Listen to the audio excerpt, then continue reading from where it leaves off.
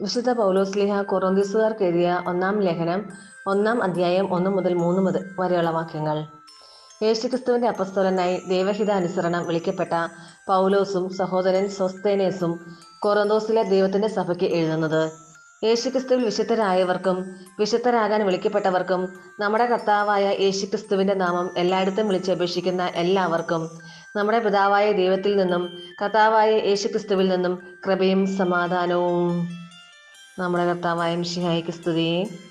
വിശുദ്ധ യോഹന്നാൻ അറിയിച്ച സുവിശേഷം 1-ാം അധ്യായം 29 മുതൽ 34 വരെയുള്ള വാക്യങ്ങൾ. അടുത്ത ദിവസം യേശു തന്റെ അടുത്തേക്ക് വരുന്നത് കണ്ട് അവൻ പറഞ്ഞു, ഇതാ ലോകത്തിന്റെ പാപം നീക്കുന്ന ദൈവത്തിന്റെ കുഞ്ഞാട്. എന്റെ പിന്നാലെ വരുന്നവൻ എന്നേക്കാൾ വലിയവനാണെന്ന് ഞാൻ പറഞ്ഞത് ഇവനെ പറ്റിയാണ്.